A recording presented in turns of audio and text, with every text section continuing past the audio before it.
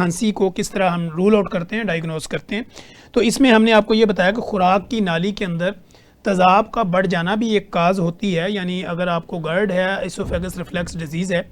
तो इसकी वजह से भी खांसी की किस्में हो सकती हैं, क्योंकि आपकी खुराक की नाली में तेज़ाबियत बढ़ जाती है तो वो भी आपके मुंह में आती है और उस कंडीशन में भी आपको जो है वो खांसी हो सकती है, जिसमें पंजाबी में लोग कहते हैं कि मुझे उथू आता है, यानी मैं कुछ खाती हूँ या खाता हूँ तो मुझे लगता है बाहर की तरफ आ रहा है और मेरे गले से वो वॉमिट की शक्ल भी इख्तियार करता है और समटाइम खांसी भी हो जाती है। तो ये भी एक काज होती है, जब आपकी खुराक की नाली के अंदर कोई इन्फेक्शन हो, तेज़ाबियत हो, बर्निंग हो या उसमें कोई इन्फ्लेमेशन हो जाए या सोजिश हो जाए, तो ये एक काज होती है कि ये भी आपको खांसी कर सकती है। अब इसी के साथ ही अब हम अगली बात ये भी करते हैं, तो उसमें हमने जैसे आपको बताया कि कुछ केमिकल्स होते हैं जिसमें आप कोई वेप्स के ज़रिए ले रहे हैं, कोई हुक्के के ज़रिए ले रहे हैं, फ्लेवर के ज़रिए ले रहे हैं, स्मोकिंग के ज़रिए ले रहे हैं। कुछ लोग कहते हैं मैं सिगरेट पीती हूँ या पीता हूँ, तो ये तो इसमें तो कुछ भी ऐसा नहीं है, ये सिर्फ एक फ्लेवर के तौर पे है, ये जस्ट मुझे एक बस शौक़ है, वरना ये वो वाला सिगरेट नहीं है जो दूसरा सिगरेट है। तो जितने भी सिगरेट होते हैं या स्मोकिंग होती है, आपने देखा होगा कि सिगरेट की डब्बी के ऊपर एक तस्वीर बनी होती है और वो तस्वीर होती है गैंग्रीन की, यानी आपके पाँव को वहाँ पे कटा हुआ, जला हुआ या ब्लैक दिखाया गया होता है, या आपका जो होंठ है इसको भी कट लगाया दिखाया गया होता है। तो ये बेसिकली वो तस्वीर ऊपर लगाने का मकसद ही ये है कि ये जो सिगरेट है या स्मोकिंग है, ये जब आप करते हैं तो आपके फेफड़ों की कारकर्दगी मुतासर होती है। जब वो कारकर्दगी मुतासर होती है तो आपका जो खून है उसके जो रेड ब्लड सेल हैं वो आपके फेफड़ों में आते हैं और आपके फेफड़ों से ऑक्सीजन उनके साथ लगती है और फिर वो आपकी बॉडी के अंदर सर्कुलेट करते हैं,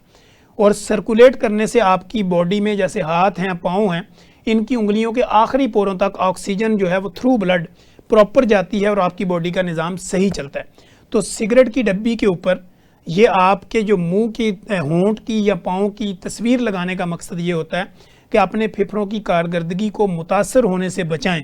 अपने फेफड़ों की कारकर्दगी को बेहतर बनाएं। बेहतर कैसे बनाएंगे? स्मोकिंग छोड़ देंगे, सिगरेट, पानी, हुक्का, फ्लेवर्स, ये सारी चीज़ें छोड़ेंगे, फ्रेश एयर लेंगे, ऑक्सीजन जितनी ज़्यादा इनहेल करेंगे वो फेफड़ों के ज़रिए खून में मिलेगी और वो खून सर्कुलेट करेगा। तो इस तरह आपकी बॉडी में ये जो आपकी एम्पुटेशन होती है, गैंग्रीन होती है, हाथ पाँव काटने पड़ते हैं, उससे आप अपने आप को महफूज रख सकते हैं।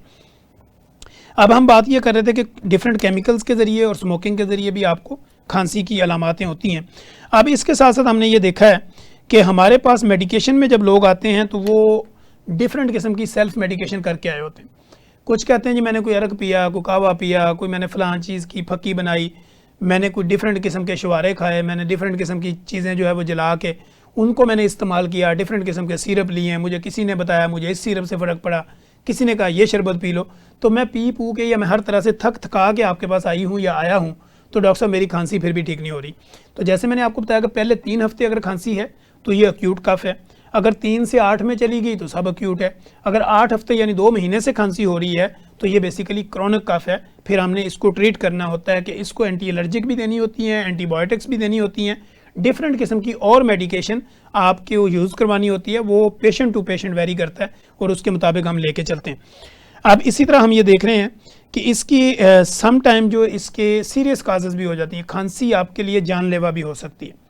एक खांसी तो नॉर्मल आपको हुई, 1-2 हफ्ते में ठीक होगी। एक खांसी वो है कि वो खांसी रुकने का नाम ही नहीं लेती और बार बार जब आप खांसी करते हैं आपके फेफड़ों की कारकर्दगी मुतासर होती है, सांस लेने में दिक्कत होती है, तो आपकी ज़िंदगी को ख़तरात लाहक होते हैं। तो आपकी ज़िंदगी को महफूज हमने कैसे करना है इसके ऊपर हम बात कर रहे हैं। इसमें यह होता है कि सम टाइम हमने देखा कि पेशेंट जब हमारे पास आता है तो वो खांसी कर करके उसकी इस कदर फेफड़ों की कारकर्दगी मुतासर हो चुकी होती है या सोजश हो चुकी होती है फेफड़ों की जो ब्रीक वेसल्स होती हैं कि आपको वो कैंसर टाइप जो है ना वो भी एसोसिएट कर सकती है। इस तरह अगर आपका वज़न ज़्यादा है, ऊपर से आप स्मोकर भी हैं या ड्रिंकर हैं, अगर आप ड्रिंक पीते हैं या इसके अलावा स्मोकिंग भी है, वज़न भी ज़्यादा है, डायबिटिक भी हैं, हार्ट पेशेंट भी हैं और खांसी भी आपकी जान नहीं छोड़ रही, तो ये सारे रिस्क फैक्टर हैं जो आपको कन्वर्ट कर सकते हैं कैंसर में और आपकी जान जा सकती है। तो इसलिए किसी भी खांसी को जो 1-2 हफ्तों से ऊपर चली जाए उसको इग्नोर ना करें, निगलेक्ट ना करें, फौरी तौर पे डायग्नोज करवाएं और अपना ट्रीटमेंट करें ताकि आपकी जो है वो सेहत को बेहतर से बेहतर बनाया जा सके। अब डायग्नोस्टिक और क्लिनिकल जब फाइंडिंग में हम जाते हैं तो फर्स्ट ऑफ ऑल तो जब पेशेंट हमारे क्लिनिकल ट्रायल में हमारे सामने होता है तो पेशेंट को फिज़िकल एग्जामिनेशन में काफ़ी चीज़ें हमारे सामने आ जाती हैं। पेशेंट जब सामने बैठा होता है, हमने उसके पल्स रेट लेने होते हैं, उसकी चेस्ट को थ्रू जो है वो स्टेथोस्कोप देखना होता है, फिर उसकी चेस्ट के साउंड को सुनना होता है, फिर हमें ये पता चल जाता है कि ये खांसी जो है वो किस वजह से हो रही है, और अब हमने इसका ट्रीटमेंट जो है वो उसकी गाइडलाइन जो है वो हमने क्या लेनी है। एक तो हमने हिस्ट्री लेनी होती है पेशेंट की। हिस्ट्री में क्या होता है कि हमने उसकी ड्यूरेशन, खांसी कब शुरू हुई, किस वजह से हुई, फिर अगर आप स्मोकर हैं तो कितने अरसे से हैं, फिर अगर आपकी जो डाइट है, डाइट पैटर्न है तो वो किस कैटेगरी का है, ये सारी चीज़ें जो है वो हम लिखते हैं। और ख़ानदान में किस किस को खांसी है, दमा है, या कुछ टीबी की किसी को अलामतें थी, ये सारी चीज़ें जो है वो हम हिस्ट्री में अपने पास मेंशन कर लेते हैं, जो हमारा प्रिस्क्रिप्शन लेटर होता है तो उसमें ये सारी चीज़ें हम लिखते हैं। इसके साथ फिज़िकल एग्जामिनेशन में जैसे मैंने आपको बताया कि हम उसकी साउंड को देखते हैं, चेस्ट के साउंड को लेते हैं, और फिर उसकी हार्ट बीट को देखा जाता है, और बाकी सारी चीज़ें जो है इनको हम मॉनिटर करते हैं, फिर उसके मुताबिक जाके हमें आगे चलना पड़ता है। इसी तरह हम उसकी ये भी देख लेते हैं कि चेस्ट पेन तो नहीं है, वेट कितना है, हाइट कितनी है, या डायबिटिक है, नॉन डायबिटिक है, दिल के अगर मसाइल हैं, दिल की कुछ दवाइयाँ यूज़ कर रहे हैं, तो समटाइम ऐसा होता है कि अगर कुछ दवाइयाँ आप दिल की या पुरानी खा रहे हैं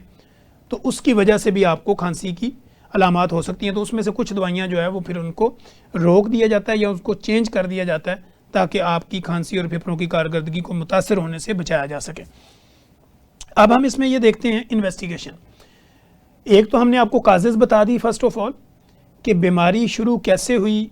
उसको किस तरह की बीमारी हो सकती है, फेफड़ों पर क्या क्या इफेक्ट हो सकता है, छाती में क्या मसाइल हो सकते हैं, खुराक की नाली से क्या हो सकता है, सांस की नाली में क्या क्या इश्यूज़ हो सकते हैं, ये सारी चीज़ें हमने आपको बता दी। सांस की नाली के अंदर अगर किसी तरह का कोई रेशा है, बलगम है, इन्फ्लोमेशन है, सोजिश है, अल्सर है, तो ये भी एक रीज़न बनती है कि वो आपको खांसी कर सकती है। अब हम इन्वेस्टिगेशन की तरफ जब आते हैं तो इन्वेस्टिगेशन में हमने इन चीज़ों को इन्वेस्टिगेट करना होता है कि ये बेसिक इसकी वजह क्या है,